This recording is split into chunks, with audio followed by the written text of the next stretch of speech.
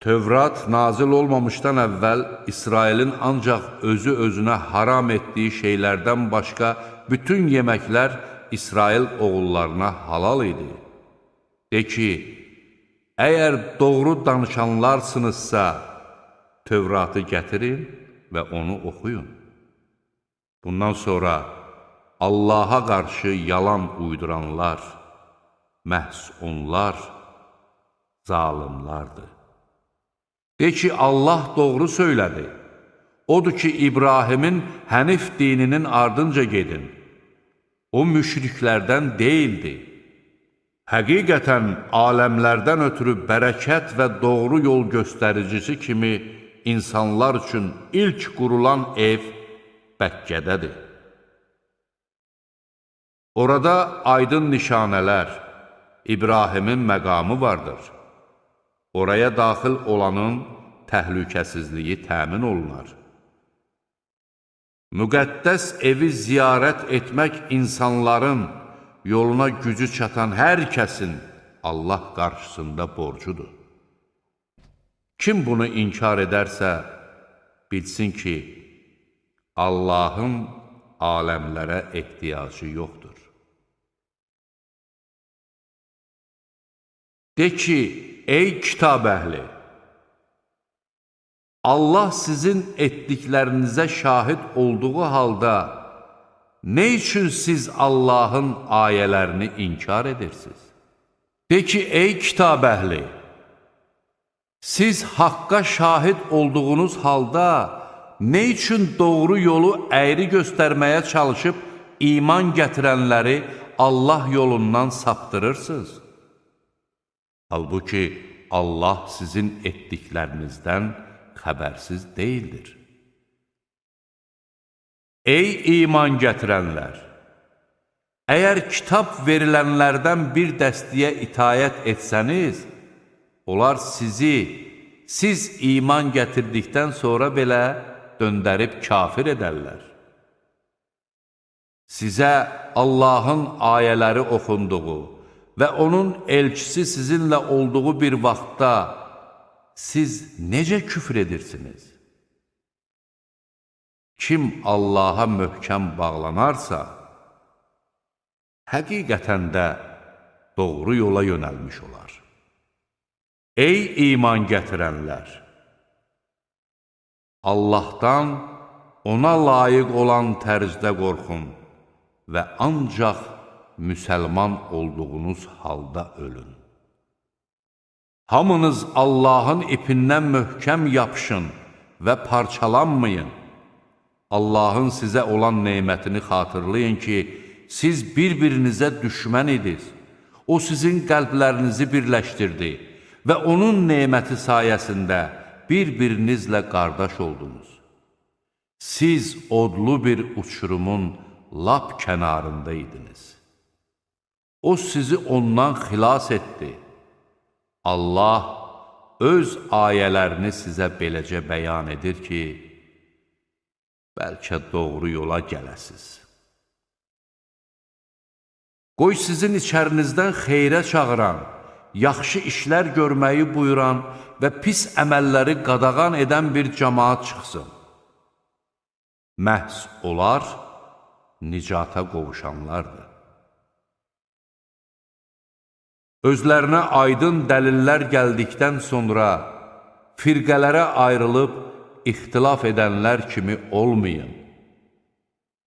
Onları böyük bir əzab gözləyir.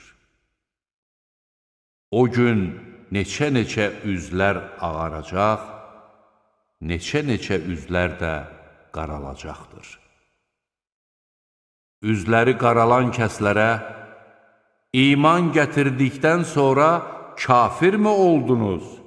Elə isə küfrünüzə görə dadın əzabı deyiləcəkdir. Üzləri ağ olan kəslər isə Allahın mərhəməti altında olacaq və orada əbədi qalacaqlar. Bunlar Allahın ayələridir. Onları sənə bir həqiqət olaraq oxuyuruq. Allah aləmlərə haqsızlıq etmək istəmir. Göylərdə və yerdə nə varsa Allaha məxsusdur və axırda bütün işlər Allaha qaytarılacaqdır. Siz insanlar arasında üzə çıxarılmış ən xeyirli ümmətsiniz. Siz yaxşı işlər görməyi əmr edir, pis əməlləri qadağan edir və Allaha iman gətirirsiniz. Kitab əhli də iman gətirsəydi, əlbəttə onlar üçün yaxşı olardı. Onların arasında iman gətirənlər də vardır. Əksəriyyəti isə haqq yolunu azmış fasiqlərdir. Onlar sizə əziyyətdən başqa bir zərər yetirə bilməzlər. Əgər sizinlə vuruşmalı olsalar, arxa çevirib qaçarlar. Sonra isə onlara kömək də edilməz. Onlar harada olursa olsunlar, Allahın və mömin insanların himayəsində olanlar istisna olmaqla, onlara həmişə zəlillik qismət olar. Onlar Allahın qəzəbinə düçar olmuş və onlara mənəvi yoxsulluq üz vermişdir. Bu cəza ona görədir ki, onlar Allahın ayələrini inkar etmiş və bəzi peyğəmbərləri haqsız yerə öldürmüşlər. Bu həm də ona görədir ki, onlar asi olmuş və həddi aşmışlar. Hamısı eyni cür deyirlər. Kitab əhli içərisində haqdan möhkəm yapışan bir cəmaat vardır ki, onlar gecələri səcdiyə qapanıb, Allahın ayələrini oxuyurlar. Belələri Allaha, axirət gününə iman gətirir, yaxşı işlər görməyi buyurur, pis əməlləri qadağan edir və xeyirxah işlər görməyə tələsirlər. Məhz onlar əməli salihlərdəndirlər. Onların etdiyi yaxşılıqlar əvəzsiz qalmayacaq. Allah müttəqiləri tanıyır. Kafirlərin malları da, övladları da onlara Allah yanında heç bir şeydə fayda verə bilməz. Onlar od sakinləridirlər və orada əbədi qalacaqlar. Onların bu dünya həyatında sərf etdiklərinin məsəli, özlərinə zülm edən adamların tarlasına ziyan vurub onu məhv edən çox soyuq bir küləyin məsəlinə bənzəyir. Allah onlara zülm etmədi, lakin onlar özləri özlərinə zülm edirdilər. Ey iman gətirənlər! Sizlərdən olmayanı özünüzə sirdaş tutmayın. Onlar sizə qarşı fəsad törətməkdən əl çəkməzlər. Sizin sıxıntıya düşməyinizi istəyərlər. Düşmənçilikləri onların ağızlarından çıxan sözlərdən bəllidir. Kökslərində gizlətdikləri düşmənçilik isə daha böyükdür. Əgər anlayırsınızsa, biz ayələri artıq sizə bəyan etdik. Bax, siz o kəslərsiniz ki, onlara məhəbbət bəsləyir, onlar isə sizi sevmirlər. Siz nazil olan kitabların hamısına inanırsınız. Onlar sizinlə rastlaşanda, biz iman gətirdik deyirlər. Təklikdə qalanda isə, sizə qarşı qəzəbdən barmaqlarının ucunu gəmirirlər. De ki, qəzəbinizdən ölün. Şübhəsiz ki, Allah kökslərdə olanları bilir. Sizə bir uğur nəsib olsa, bu onları kədərləndirər. Sizə bir fəlakət üz verdikdə isə, buna fərəhlənərlər. Əgər səbir etsəz və Allahdan qorxsanız, onların qurduğu hiylə sizi ziyana sala bilməz. Həqiqətən Allah onların nə etdiklərini əhatə edir. O zaman sən Uhuddakı döyüşdən ötürü möminləri mövqelərə yerləşdirmək üçün səhər tezdən ailəndən ayrılıb getdin. Allah eşidəndir, biləndir. O zaman sizlərdən 2 dəstə ruhdan düşməyə hazır idilər. Allah isə onların yardımcısı oldu. Qoy möminlər Allaha təvəkkül etsinlər. Siz zəif olduğunuz halda Allah Bədirdə sizə yardım etdi. Elə isə Allahdan qorxun ki, bəlkə şükür edəsiniz. O vaxt sən möminlərə demişdin, Rəbbinizin göndərdiyi 3000 mələyin köməyinizə çatması sizə bəs etmirmi? Əlbəttə, siz səbr etsəniz, Allahdan qorxsanız və onlar bu saat sizin üstünüzə hücuma keçsələr, Rəbbiniz nişanlanmış 5000 mələklə sizə yardım edər. Allah bunu sizə ancaq bir müjdə və qəlbiniz bununla sakit olsun deyə etdi. Kömək ancaq qüdrətli və müdrik Allahdandır. Bu ona görə idi ki, Allah bununla kafirlərin bir bölüyünü qırğına versin və ya onları darmadağın etsin ki, məyyus halda geri dönsünlər. Bu işin sənə aidiyyəti yoxdur.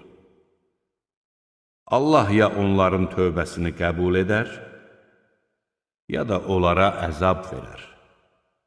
Çünki onlar zalimdilər.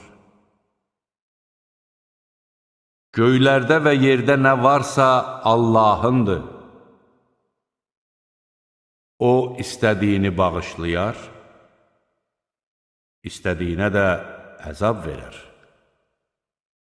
Allah bağışlayandır, rəhəmlidir. Ey iman gətirənlər! Dəfələrlə artırılmış olan sələmi yeməyin.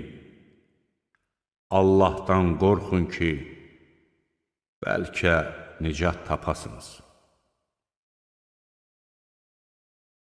Kafirlər üçün hazırlanmış oddan çəkinin.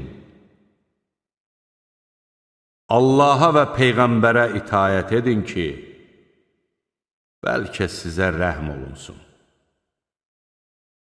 Rəbbiniz tərəfindən bağışlanmağa və müttəqilər üçün hazırlanmış, genişliyi göylər və yer qədər olan cənnətə tələsin. O müttəqilər ki, bolluq zamanı da, qıtlıq zamanı da mallarından Allah yolunda xərcləyir, qəzəblərini boğur və insanları bağışlayırlar. Allah yaxşı iş görənləri sevir.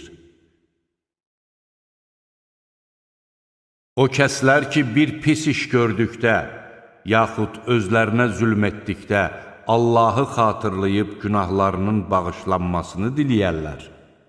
Günahları Allahdan başqa kim bağışlaya bilər? Onlar bilə-bilə etdiklərinə görə israr etməzlər. Onların mükafatı Rəbbindən bağışlanma və ağacları altından çaylar axan cənnət bağlarıdır ki, orada əbədi qalacaqlar. Yaxşı əməl sahiblərinin mükafatı necə də gözəldir. Sizdən öncə də neçə-neçə əhvalatlar olub keçmişdi. Odur ki, yer üzündə gəzib dolaşın və görün haqqı yalan sayanların aqibəti necə olmuşdur. Bu, insanlar üçün bir açıqlama, doğru yol göstəricisi və öyüd nəsihətdir. Acizlik göstərməyin və kədərlənməyin. Möminsinizsə, üstün olacaqsınız.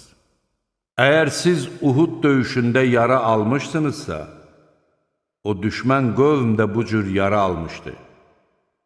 Biz bu günləri, qalibiyyəti və məğlubiyyəti insanlar arasında növbə ilə dəyişdiririk ki, Allah iman gətirənləri üzə çıxarsın və aranızdan şəhidlər seçsin.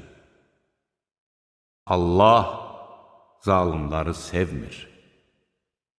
Həm də ona görə belə edirik ki, Allah möminləri təmizə çıxarsın və kafirləri məhv etsin. Yoxsa elə güman edirdiniz ki, Allah içərinizdən cihada çıxanları və səbr edənləri bəlli etmədən siz cənnətə daxil olacaqsınız.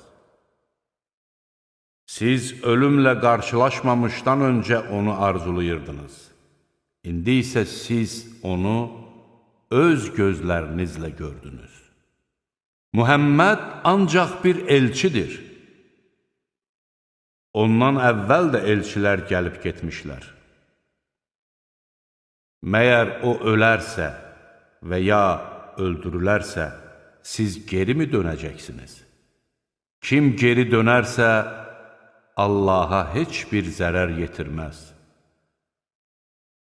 Allah şükür edənləri mükafatlandırar.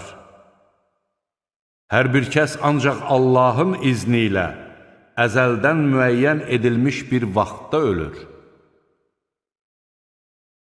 Kim dünya mükafatını istəsə, ona bundan verərik. Kim də axirət mükafatını istəsə, ona da ondan verərik. Biz şükür edənləri mütləq mükafatlandıracağıq. Neçə-neçə peyğəmbər olmuşdur ki, bir çox dindarlarla birlikdə vuruşmuşlar.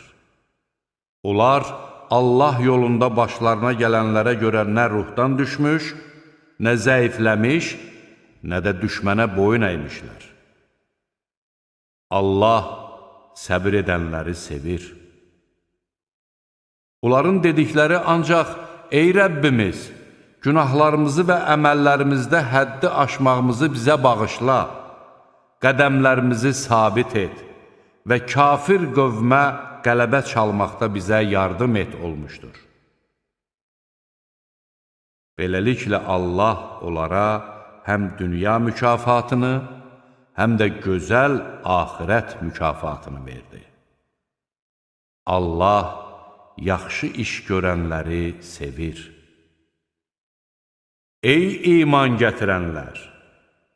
Əgər kafirlərə itayət etsəniz, onlar sizi geriyə qaytarar və siz də ziyana uğramış halda geriyə qaydarsınız. Xeyr, Allah sizin himayədarınızdır. O, kömək edənlərin ən yaxşısıdır. Haqqında heç bir dəlil nazil etmədiyi şeyi Allaha şərik qoşduqlarına görə kafirlərin qəlblərinə qorxu salacağıq. Onların sığınacaqları yer oddur. Zalimların məskunlaşacağı yer necə də pisdir. Siz Allahın izni ilə düşmənləri qırıb çatdığınız zaman Allah sizə verdiyi vədini yerinə yetirdi. Nəhayət O, sizə arzuladığınız şeyi göstərdikdən sonra ruhdan düşdünüz. Peyğəmbərin əmri barəsində bir-birinizlə mübahisə etdiniz və asi oldunuz. İçərinizdən kimisi dünyanı, kimisi də axirəti istəyirdi. Sonra Allah sizi sınamaq üçün üzünüzü onlardan döndərdi. O, artıq sizi bağışladı. Allah möminlərə qarşı lütfkardır. O zaman Peyğəmbər arxanızdan düşmənə yaxın olan sıralardan sizi çağırdığı halda siz heç kimə əhəmiyyət vermədən düşməndən qaçırdınız. Allah da sizi qəminizin üstünə qəm qoymaqla cəzalandırdı ki, əlinizdən çıxan şeylərə və başınıza gələn müsibətə görə kədərlənməyəsiniz. Allah nə etdiklərinizdən xəbərdardır. Sonra o, bu qəm-qüssənin ardınca sizə bir təskinlik, bir qisminizi bürüyən mürgü nazil etdi. O biri qisminiz isə öz canlarının hayına qaldı. Onlar, bu işdə bizim üçün bir xeyir varmı deyə Allah barəsində haqsız olaraq cahiliyyə dövründəkinə bənzər düşüncələrə qapıldılar. De ki, bütün işlər Allaha aiddir. Onlar sənə bildirmədiklərini öz içərilərində gizlədir. Əgər bu işdə bizim üçün bir xeyir olsaydı, elə buradaca öldürülməzdik deyirlər. De ki, əgər siz evlərinizdə olsaydınız belə, öldürülməsi qabaqcadan müəyyən edilmiş kimsələr yenə çıxıb öləcəkləri yerlərə gedərdilər. Allah sizin kökslərinizdə olanları sınamaq, qəlblərinizdə olanları təmizləmək üçün belə etdi.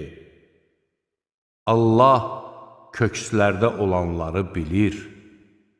Uhudda iki qoşun qarşılaşdığı gün içərinizdən üz döndərənləri şeytan qazandıqları bəzi günahlar üzündən səhv etməyə vadar etdi. Allah artıq onları bağışladı. Həqiqətən Allah bağışlayandır, həlimdir. Ey iman gətirənlər! Səfərə çıxmış və ya müharibəyə getmiş qardaşları barəsində, əgər onlar bizim yanımızda olsaydılar, nə ölər, nə də öldürülərdilər deyən kafirlər kimi olmayın. Allah bunu onların qəlblərində qəm-qüssə olsun deyə belə etdi. Dirildən də, öldürən də Allahdır. Allah nə etdiklərinizi görür. Əgər siz Allah yolunda öldürülər və ya ölərsinizsə, bilin ki, Allahın günahınızdan keçməsi və sizə mərhəmət göstərməsi kafirlərin yığdıqları şeylərdən daha xeyirlidir. Ölsəniz də, öldürülsəniz də, mütləq Allahın hüzuruna gətirilib cəm olunacaqsınız.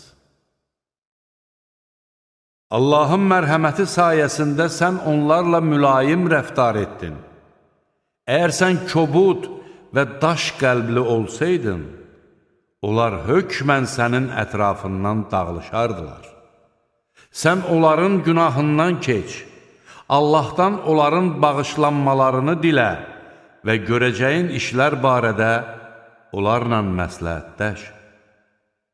Qəti qərara gəldikdə isə Allaha təvəkkül et. Həqiqətən Allah təvəkkül edənləri sevir.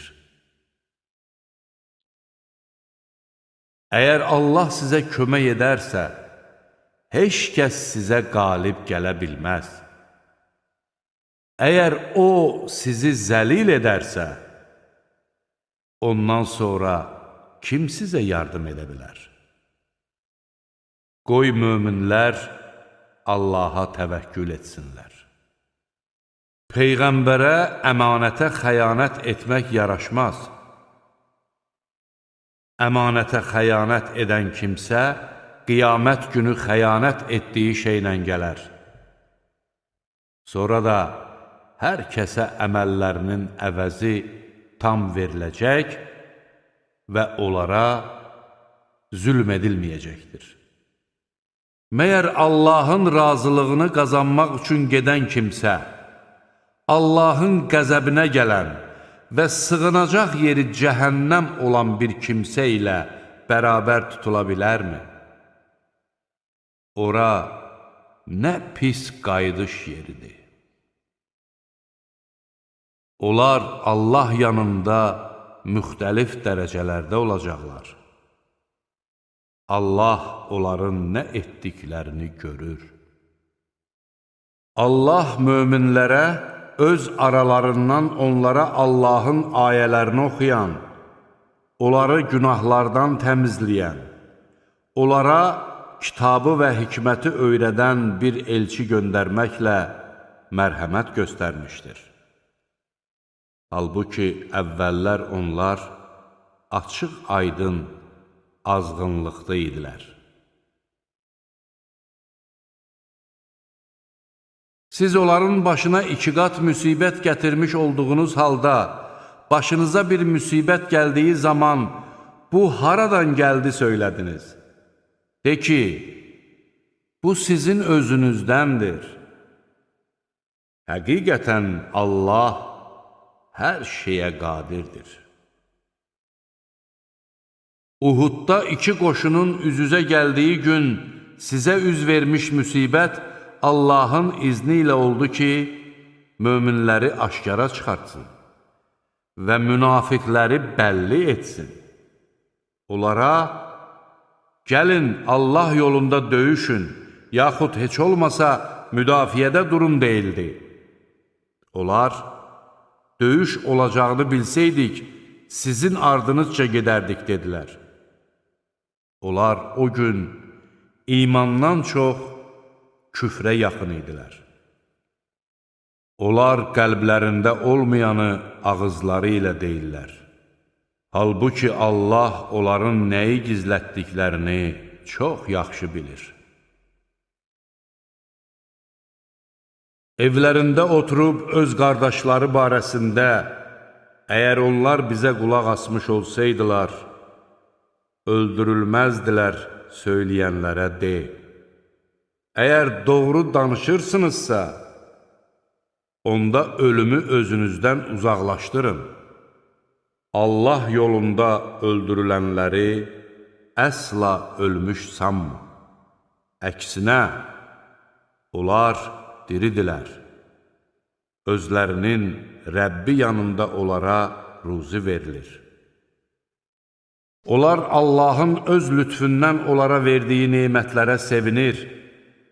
Arxalarınca gəlib hələ onlara çatmamış kəslərin heç bir qorxu ilə qarşılaşmayacaqlarına və onların kədərlənməyəcəklərinə fərəhlənirlər. Onlar Allahın nemətinə, lütfkarlığına, həm də Allahın möminlərin mükafatını heçə çıxarmayacağına sevinirlər. Onlar yaralandıqdan sonra da Allahın və Peyğəmbərinin dəvətini qəbul etdilər. İçərilərindən yaxşı işlər görənlər və Allahdan qorxanlar üçün böyük bir mükafat vardır. Bəzi adamlar onlara, cəmaat sizə qarşı ordu toplayıbdır, onlardan qorxun dedilər. Bu, onların imanını daha da artırdı və onlar, Allah bizə yetər, o nə gözəl qoruyandı, dedilər. Onlar özlərinə heç bir pislik toxunmadan, Allahın neyməti və mərhəməti sayəsində geri döndülər və Allahın razılığına tabe oldular. Allah böyük lütf sahibidir. O şeytan sadəcə sizi öz dostları ilə qorxudur. Möminsinizsə, onlardan qorxmayın, məndən qorxun. Küfrə can atanlar səni kədərləndirməsin, çünki onlar Allaha heç bir zərər yetirə bilməzlər. Allah istəyir ki, onlara axirətdə heç bir şey nəsib etməsin. Onlar üçün böyük bir əzab vardır. Doğrudan da imanı əldən verib, küfrü alanlar Allaha heç bir zərər yetirə bilməzlər. Onları ağrılı-acılı bir əzab gözləyir. Kafirlər elə güman etməsinlər ki, bizim onlara möhlət verməyimiz xeyirlərinədir. Biz onlara ona görə möhlət veririk ki, günahlarını daha da artırsınlar. Onlar üçün alçaldıcı bir əzab hazırlanmışdır. Allah pisi yaxşıdan ayırmayınca möminləri sizin olduğunuz vəziyyətdə tərk edən deyildir. Allah sizə qeybi bildirən deyildir. Lakin Allah öz elçilərindən istədiyini seçər. Odur ki, Allaha və onun elçilərinə iman gətirin. Əgər iman gətirib Allahdan qorxsanız, sizə böyük bir mükafat verilər. Allahın öz lütfündən bəxş etdiyini xərcləməyə xəsislik edənlər elə güman eləməsinlər ki, bu onların xeyrinədir. Əksinə, bu onlar üçün pisdir. Onların xəsislik etdikləri şey qiyamət günü boyunlarına dolanacaqdır. Göylərin və yerin mirası Allaha məxsusdur. Allah nə etdiklərinizdən xəbərdardır. Allah kasıbdır, biz isə varlıyıq deyənlərin sözünü Allah eşitdi. Biz onların dediklərini və haqsız olaraq peyğəmbərləri öldürmələrini yazacaq və onlara deyəcəyik: dadın yandırıb yaxan odun əzabını. Bu, öz əllərinizlə etdiyiniz əməllərə görədir, yoxsa Allah qullarına zülm edən deyildir. Onlar dedilər: Allah bizdən əhd almışdı ki, heç bir elçiyə odun yandıracağı bir qurban gətirməyincə inanmayaq. De ki, məndən əvvəl də sizə elçilər açıq aydın dəlillərlə və dediyiniz qurbanla gəlmişdilər. Əgər doğru danışanlarsınızsa, onda nə üçün onları öldürürdünüz? Əgər onlar səni yalançı hesab etsələr, bil ki, səndən əvvəl açıq aydın dəlillər, müqəddəs yazılar və nur saçan kitabla gəlmiş elçiləri də yalançı hesab etmişdilər. Hər bir kəs ölümü dadacaqdır. Lakin qiyamət günü mükafatlarınız sizə tam veriləcəkdir. Kim oddan uzaqlaşdırılıb cənnətə daxil edilərsə, o uğur qazanmış olar. Dünya həyatı isə aldadıcı ləzzətdən başqa bir şey deyildir.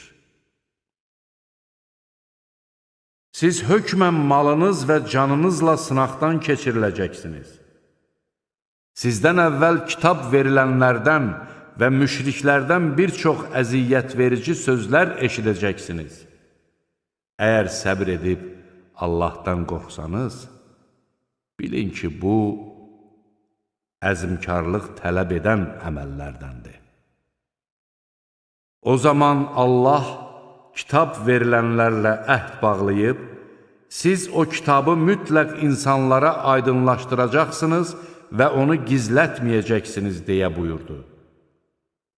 Onlarsa bu əhdi qulaq ardına vurub, onu ucuz qiymətə satdılar. Onların bu alveri necə də pisdir. Törətdikləri əməllərdən fərəhlənən və etmədikləri işlərə görə tərif olunmağı xoşlayan kimsələrin əzabdan qurtulacaqlarını əsla güman eləmə. Onlara acılı-ağrılı bir əzab hazırlanmışdır. Göylərin və yerin hökmranlığı Allaha məxsusdur. Allah hər şeyə qadirdir. Doğrusu, göylərin və yerin xəlq edilməsində, gecə ilə gündüzün bir-birini əvəz etməsində ağıllı adamlar üçün dəlillər vardır. O kəslər ki, ayaq üstə olanda da, oturanda da, uzananda da Allahı yad edir, göylərin və yerin yaradılması haqqında düşünür və deyirlər: Ey Rəbbimiz, sən bunları əbəs yerə xəlq etməmisən, sən pak və müqəddəssən, bizi odun əzabından qoru. Ey Rəbbimiz, sən oda saldığın kəsi rüsva edərsən, zalimların köməkçiləri olmaz. Ey Rəbbimiz, həqiqətən biz Rəbbinizə iman gətirin deyə imana çağıran bir kimsənin çağırışını eşidib iman gətirdik. Ey Rəbbimiz, günahlarımızı bizə bağışla, təqsirlərimizdən keç və canımızı itayətkarlarla bir yerdə al. Ey Rəbbimiz, öz elçilərinin vasitəsilə bizə vəd etdiklərini ver və qiyamət günü bizi rüsva etmə. Şübhəsiz ki, sən vədindən dönməzsən. Rəbbi onlara belə cavab verdi: Mən sizlərdən yaxşı işlər görən, istər kişi, istərsə də qadın olsun, heç bir kəsin əməyini puç etmərəm. Siz bir-birinizdənsiniz. Hicrət edənlərin, öz yurdlarından çıxarılanların, mənim yolumda əziyyətə düçar olanların, vuruşanların və öldürülənlərin, əlbəttə təqsirlərindən keçəcək və onları ağacları altından çaylar axan cənnət bağlarına daxil edəcəyəm. Bu, Allah tərəfindən bir mükafatdır. Gözəl mükafat məhz Allah yanındadır.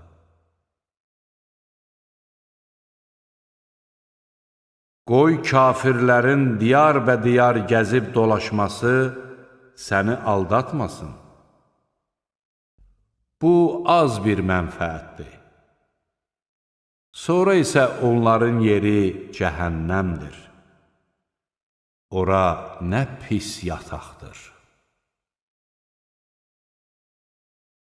Öz Rəbbindən qorxanları ağacları altından çaylar axan cənnət bağları gözləyir ki, onlar orada əbədi qalacaqlar. Bu, Allahdan bir ziyafətdir. Allahın yanında olan nemətlər möminlər üçün daha xeyirlidir. Həqiqətən, kitab əhlindən elələri də var ki, Allaha müti olaraq həm Allaha, həm sizə nazil edilənə, həm də özlərinə nazil edilənə iman gətirir.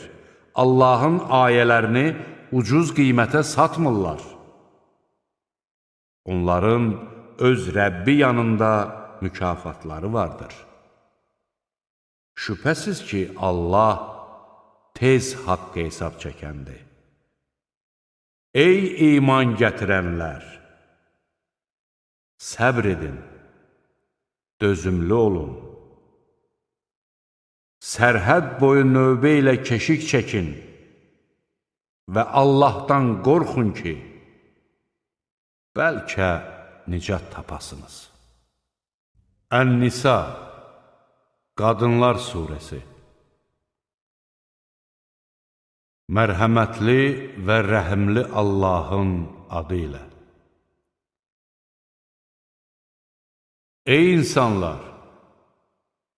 Sizi tək bir candan xəlq edən, onun özündən zövcəsini yaradan və onlardan da bir çox kişi və qadın törədib yer üzünə yayan Rəbbinizdən qorxun.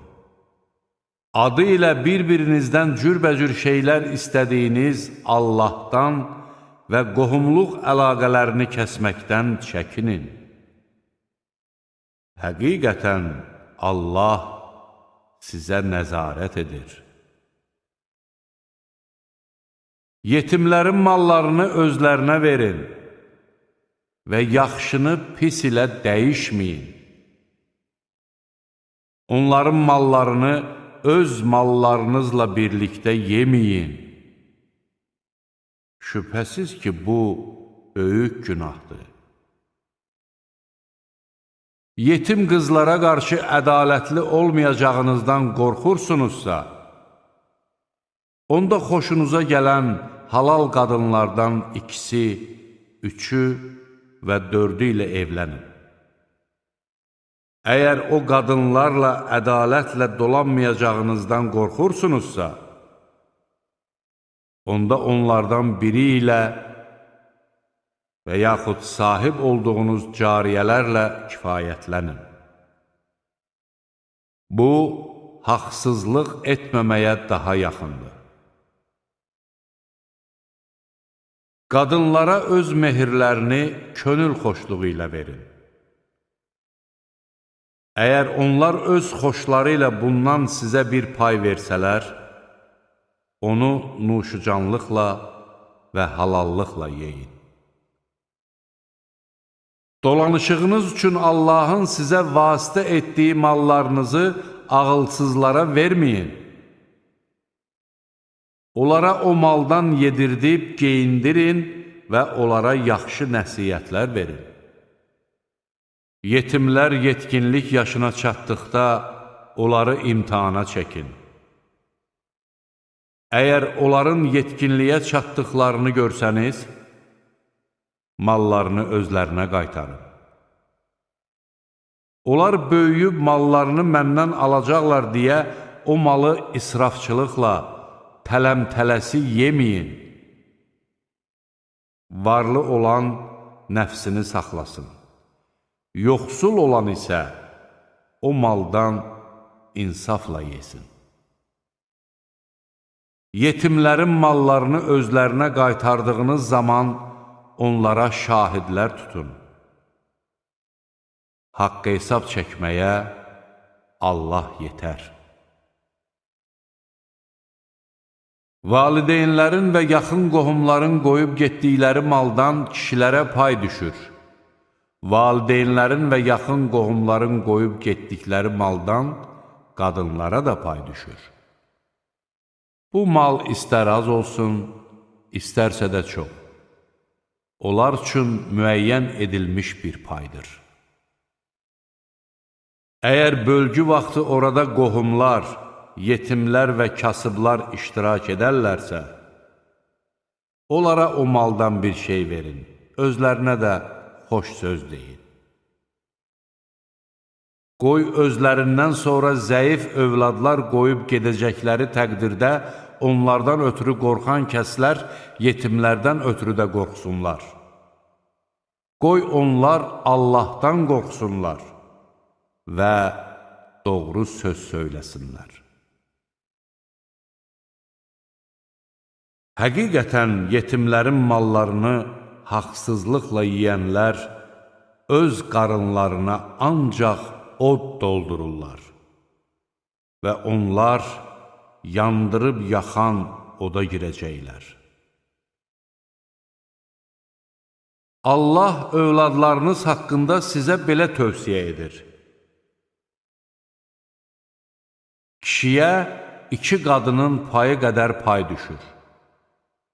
Əgər övladların hamısı 2-dən artıq sayda qadındılarsa, vəfat edənin qoyub getdiyi malın 3də 2 hissəsi onlara çatır. Əgər təkcə bir qadındırsa, mirasın yarısı ona çatır.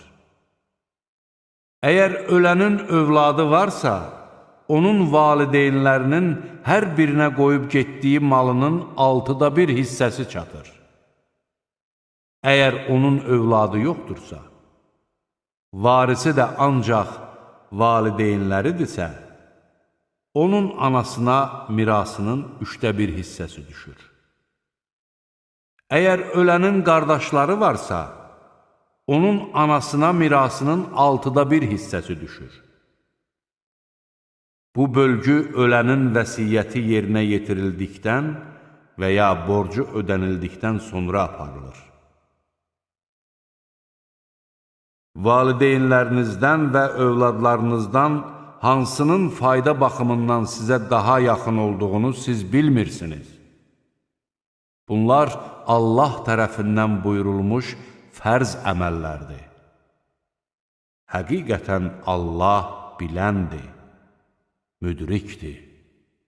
Əgər vəfat etmiş zövcələrinizin övladı yoxdursa, onların vəsiyyəti yerinə yetirildikdən və ya borcu ödənildikdən sonra qoyub getdikləri malın yarısı sizindir.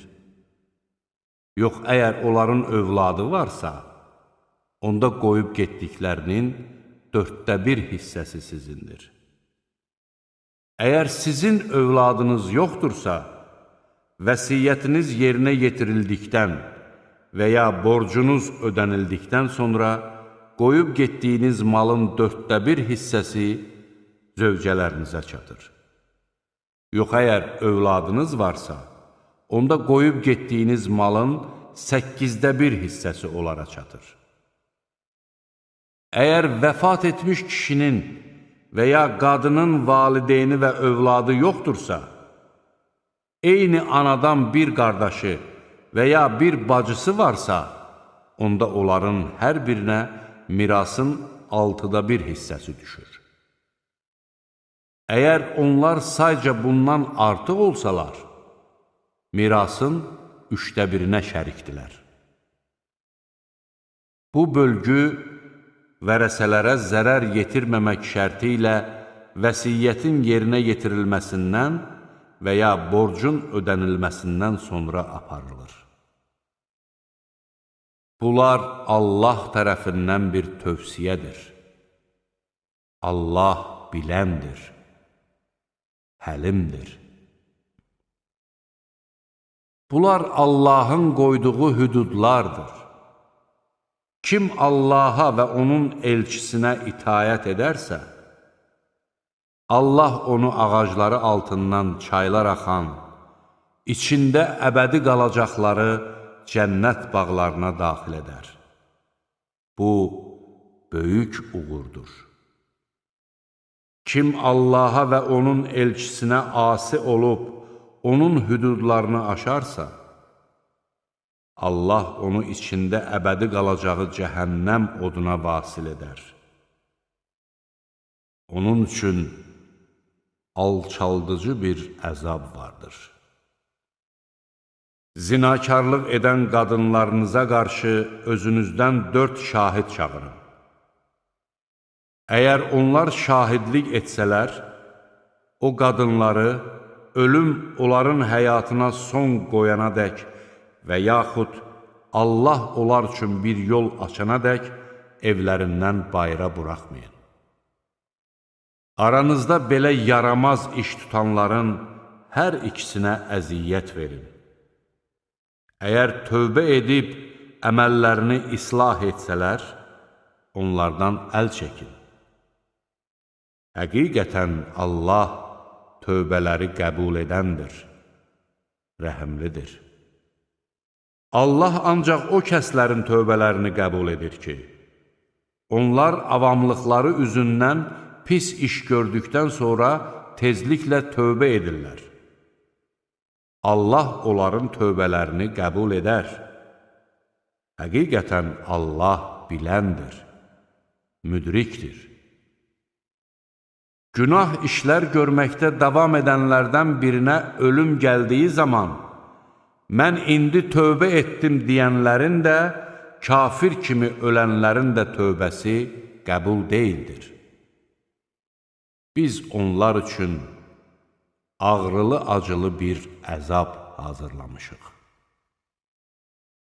Ey iman gətirənlər! Qadınlara zorla varis çıxmaq sizə halal deyildir. Qadınlar açıq-aşkar, yaramaz bir iş görməyincə, onlara verdiklərinizin bir hissəsini geri almaq üçün onları sıxışdırmayın. Onlarla xoş rəftar edin.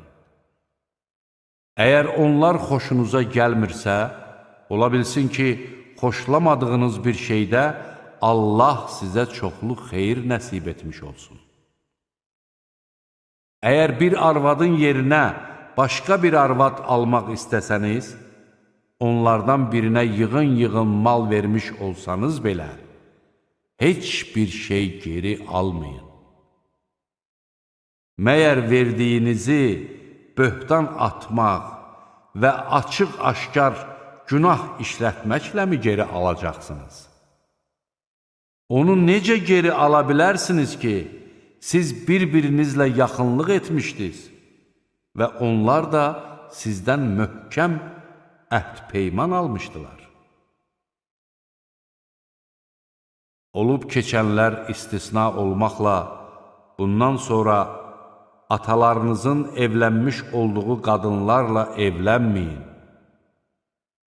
Həqiqətən bu, iyrənc və qəzəb doğuran bir əməl və murdar bir yoldur.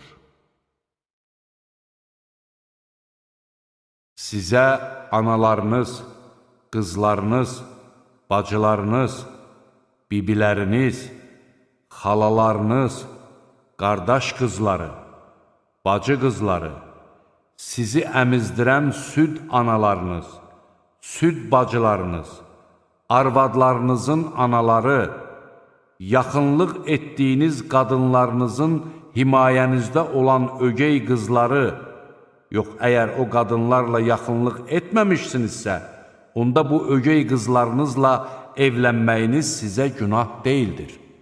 Öz belinizdən gələn oğullarınızın arvadları ilə evlənmək və iki bacını birlikdə almaq haram edildi. Olub keçənlər isə artıq keçmişdir. Həqiqətən Allah bağışlayandır, rəhimlidir.